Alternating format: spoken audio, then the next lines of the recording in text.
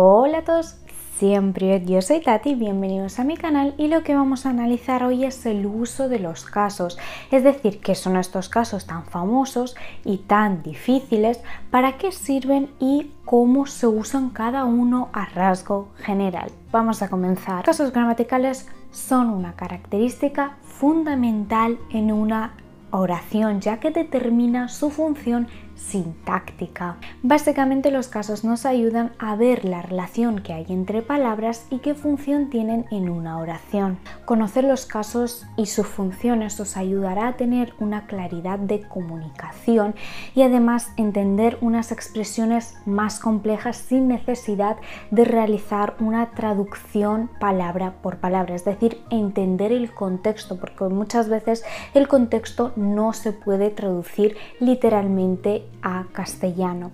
Veamos cada uno de estos casos y cuál es su función. En ruso existen 6 casos y el primer caso, y es el básico que se debe conocer, es el caso nominativo. En ruso se llamaría именительный падеж, именительный падеж. Se utiliza principalmente para el sujeto de la oración, es decir, persona u objeto que realizan esa acción. También se utiliza para las predicciones nominales. Si aún no habéis visto las preposiciones en caso nominativo, os invito a ver ese vídeo porque es por donde deberíais empezar a conocer este caso. Un ejemplo de cuál es la función de este caso es Я люблю читать. Я люблю читать. Me gusta leer. A mí, yo soy quien hace la acción. Está en caso nominativo. Así que para diferenciarlo del resto de los casos, sabemos que es el sujeto quien realiza la acción del verbo, ya sea persona o cosa. Pasamos al siguiente caso. El segundo caso es el genitivo. Родительный падеж. Родительный падеж. Principalmente indica posesión, origen, cantidad indefinida o cuando se niega la existencia de algo. Por ejemplo, у меня нет времени. Yo no tengo tiempo. Es posesión. У меня нет времени. Simplemente tener en cuenta que este vídeo es a rasgo general. Más adelante y en los próximos vídeos, por supuesto que analizaremos en profundidad cada uno de estos casos, pero a rasgo general hay que tener claro la diferencia entre uno y el otro. Tercer caso, dativo, дательный падеж. Principalmente en este caso lo que hace es expresar el destinatario de una acción, el objeto indirecto o el beneficio. Veamos un ejemplo. Я дал подарок маме. Я дал подарок маме. Le di un regalo a mi madre. Otro ejemplo. Я даю книгу Марии. Я даю книгу Марии. Я es el pronombre, даю es el verbo en presente de dar, даю, книгу el libro y ya el Marí es el dativo, a quien el destinatario es María. Entonces cambiamos la terminación de su nombre, es decir, se cambia la terminación de su nombre en forma del caso dativo. Cuarto punto, cuarto caso acusativo, винительный падеж. Se usa para el objeto directo de la acción del verbo. Indica principalmente el destinatario de la acción del verbo. Me explico.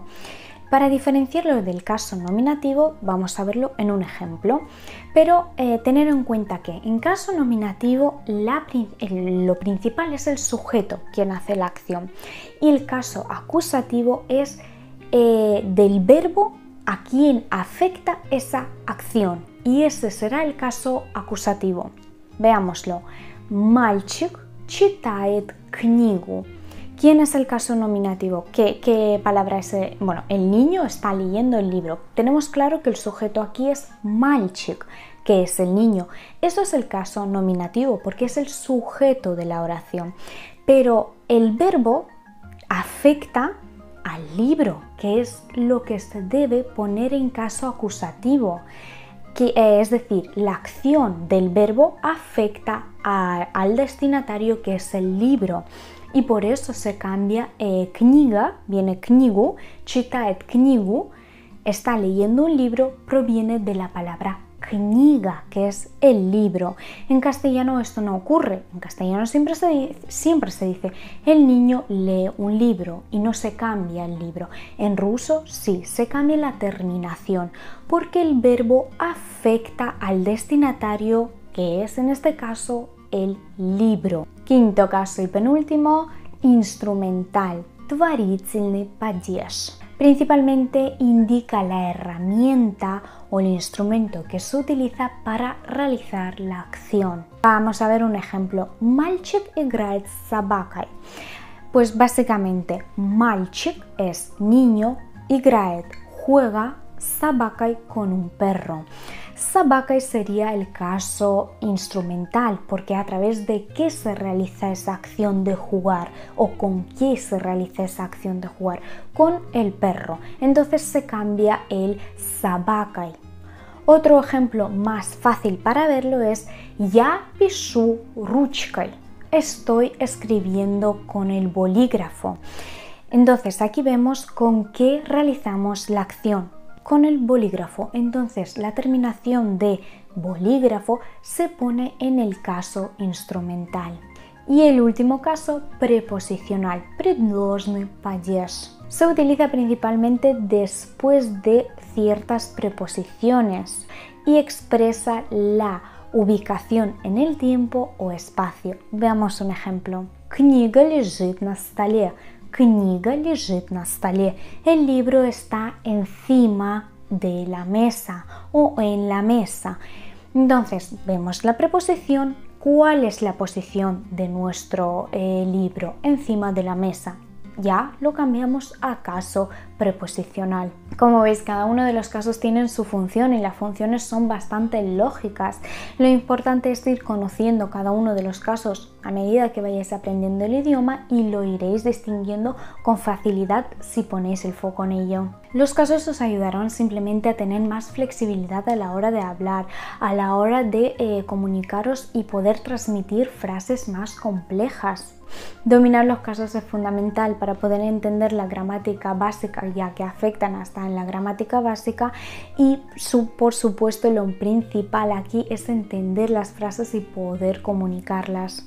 Hasta aquí en el vídeo de hoy, espero que te haya sido útil, nos vemos en el próximo vídeo, ¡Пока-пока!